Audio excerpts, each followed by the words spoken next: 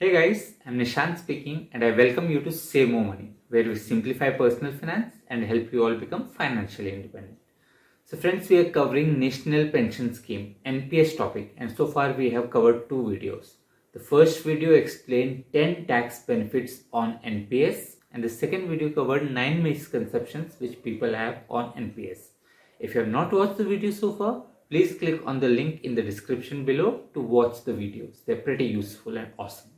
And for today's video, we'll be focusing on 9 secrets which you do not know about NPS. So if you liked the video today, please remember to like, subscribe and share. Let's get started.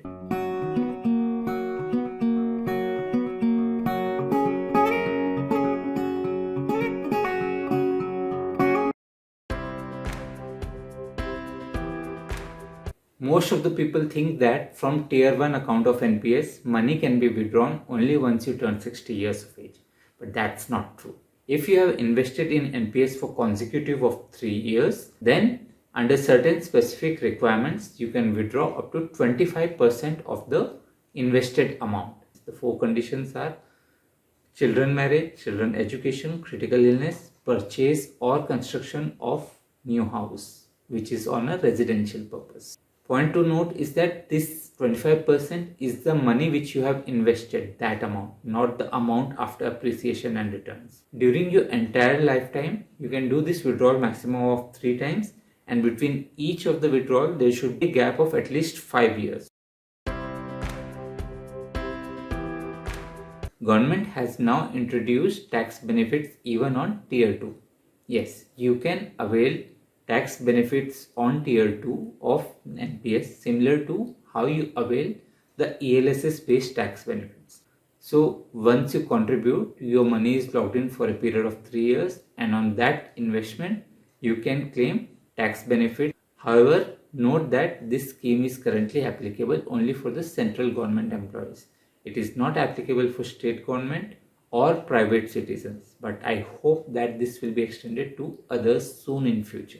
Just remember that your minimum investment amount should be 1000 rupees, and after that all the subsequent contributions can be minimum of 250 rupees or more. So if you are unhappy with NPS and want to exit your NPS investments, then you can do that provided you have invested in NPS for minimum of 10 years. If that condition is fulfilled, then you can exit NPS. But the problem is that you can withdraw only 20% of your corpus amount at the time of exiting NPS. The remaining 80% will mandatorily have to be converted into equity, and that will give you monthly pension. If your total corpus is less than 2.5 lakhs, then you can withdraw entire 100% of this corpus while exiting. You do not have to convert it into 20%, 80%.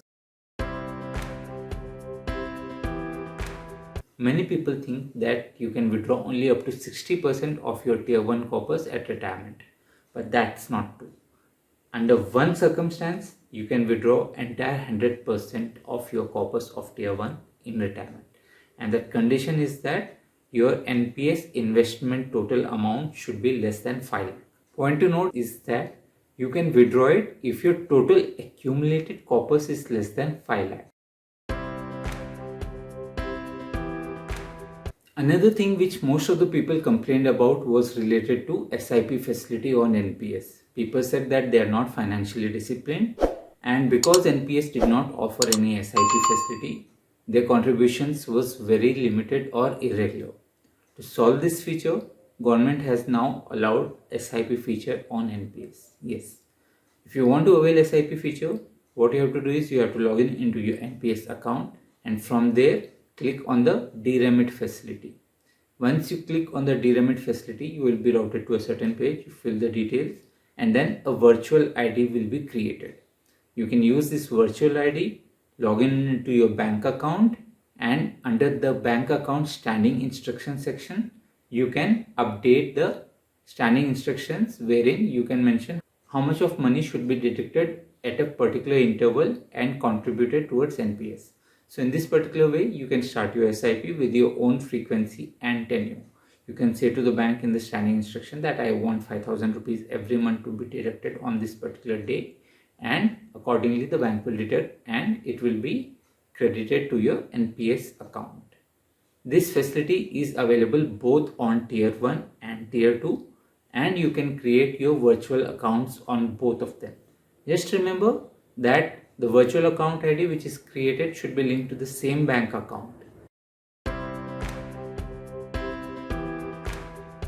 Now next point which many people do not know is that you can use the same day NAV for buying the NPS unit allocations. Once you have linked your bank account using DRemit and created your virtual IDs, you have to add these virtual IDs in your bank account.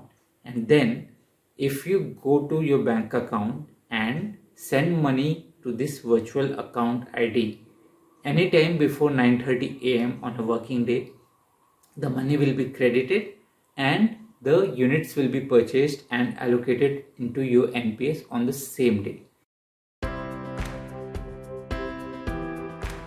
If you are an NRI, non-resident Indian, then NPS is one of the very few schemes under which you can open your account and start contributing. Any individual NRI between the age of 18 to 60 years can open their NPS account and they can start contributing. All you need is your Aadhaar card, PAN card and bank account.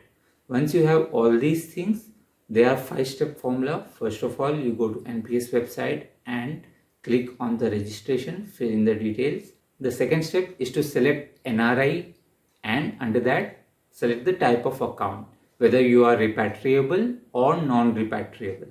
The third step is to enter the passport number, mobile number, Aadhaar number, etc. and do the validations.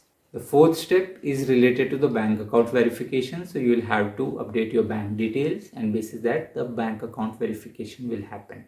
If you are non-repatriable, then bank account verification might happen basis your self-declaration. The fifth step will be to continue on the demographic and other information and complete the registration process. So this is the process. Just a small point to remember is that this NPS account for NRIs can be created only for tier 1. You cannot create a tier 2 NPS account for NRIs.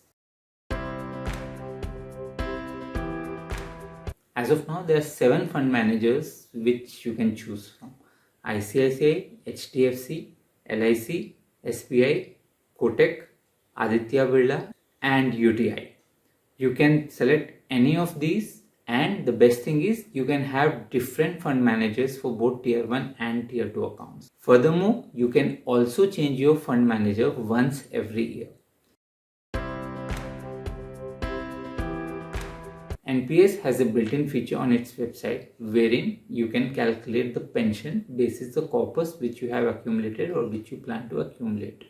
So what you have to do is you have to go to the NPS portal and use the link which I have given in the description. Click on that. Under that particular thing, mention the corpus which you have accumulated, the age, the percentage of corpus which you want to convert it into annuity. Minimum is 40%, maximum can be 100%. So once you fill in all these details, you will be able to get the values of how much pension you can receive every month. And this will help you plan your retirement in a much more better way. So that's it guys. I hope you liked today's video. Please remember to like, subscribe and share if you found it useful. Until next time, this is Nishant signing off. Bye, take care.